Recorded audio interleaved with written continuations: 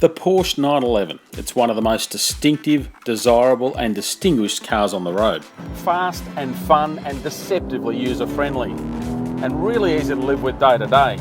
And this latest 991 generation is by far the best. The trademark 6-cylinder engine sounds like nothing else. The way it blasts through corners is phenomenal. And the brakes? Brilliant. But this 911 is a bit different, thanks to this button.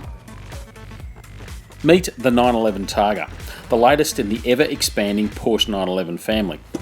As with previous Targas, you get a bit of a view of the sky, but this one's had a bit of a retro infusion, so a fixed glass panel at the back and a removable soft top at the top.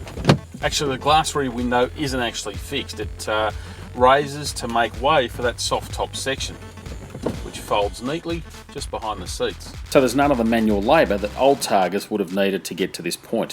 So why bother with having a convertible and a Targa in the same model range?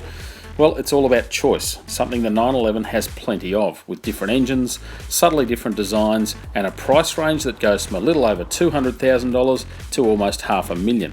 At any one time, there are about 20 different 911s on sale. One downside with the Targa is that you're fairly limited on model choices. It's only available as a four-wheel drive with the choice of 3 engines.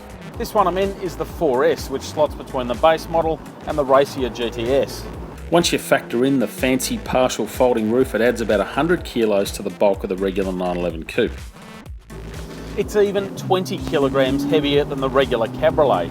And remember that four-wheel drive models are already 50 kilos heavier than other 911s.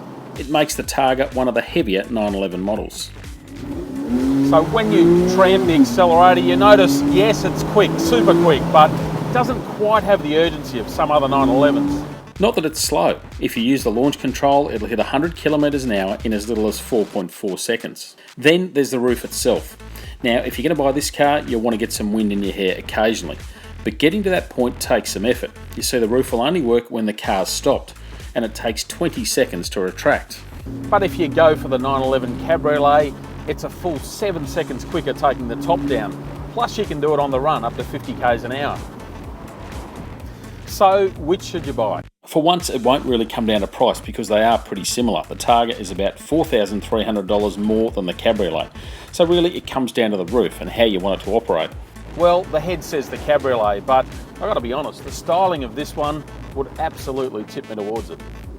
Even better, you could get the purest of the lot and stick with the traditional fixed roof coupe.